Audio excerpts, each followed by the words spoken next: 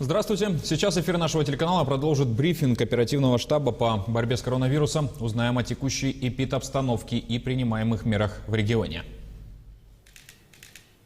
Елена Фраимовна, здравствуйте. О текущей эпидемиологической ситуации в нашей республике.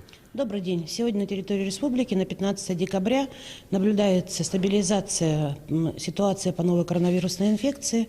Так, сегодня выявлено 200 новых случаев, из них 19 это вирусоносители. Значит, всего наибольшее количество зарегистрировано, как обычно, в городе Якутске, 90 случаев. Надо отметить, что идет тенденция к снижению, но мы видим, что набирают обороты территории нашей республики. Так, за 15 число у нас зарегистрирована новая коронавирусная инфекция в 22 районах нашей республики. Максимальное количество это в Мирнинском районе 16 случаев, в Алданском 14 случаев, в Нерюнгринском и Мегино-Кангаласском по 10 случаев, в Вилюйском, Верхневилюйском и Татинском по 7 случаев. В остальных районах нашей республики от 1 до 5 случаев новой коронавирусной инфекции. Надо отметить, что все равно у нас идет тренд к снижению. Мы сегодня снизили коечный фонд. Если это было буквально 2 недели назад свыше 3000 коек, то сегодня это 2579. Заполняемость коечного фонда сегодня по республике составляет 56%, что говорит, конечно, о стабилизации ситуации. Уменьшается количество тяжелых больных и увеличивается количество амбулаторных либо вирусоносителей. Также в определенном уровне находится заболеваемость среди детского населения. Она не растет уже в течение, наверное, почти 2 месяцев. Сохраняется от 1 до 3% на больничной койке. Также хотелось отметить, что количество исследований сегодня у нас уже свыше 820 тысяч за весь период пандемии. Мы укладываемся сегодня в режим от 1 до 2 суток по выдаче анализов.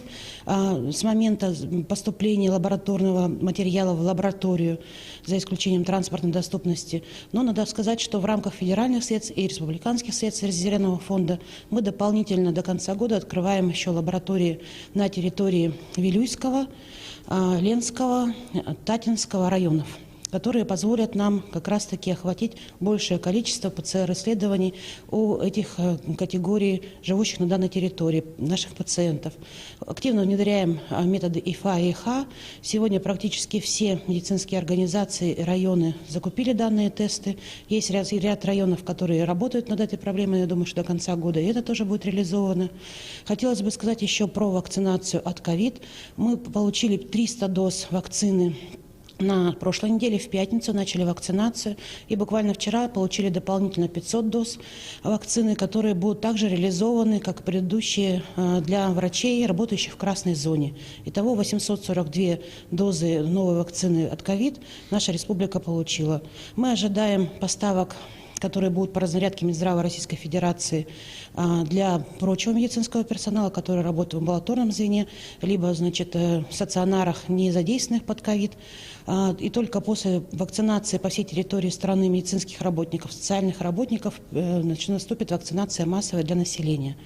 Значит, хотелось бы сказать, что все препараты по федеральным деньгам и дополнительным средствам из республиканского бюджета для амбулаторных пациентов практически во все районы доставлены. Мы вот буквально вчера выезжали с командировкой Мегино-Кангалас, Хангаласский район, рассматривали в том числе на наличие фельдшерских пунктов, амбулаторных, значит, в амбулаториях по наличию лекарственных препаратов. Везде имеется полный перечень средств, которые рекомендованы для лечения пациентов в амбулаторных условиях.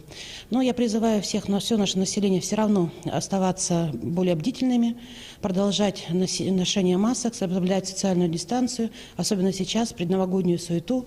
Хотелось бы, чтобы особенно при посещении торговых центров, каких-то торговых площадок, мы были более аккуратны и заботились о своем здоровье. Всем благополучия. Спасибо большое. Это был брифинг регионального оперативного штаба по борьбе с коронавирусом.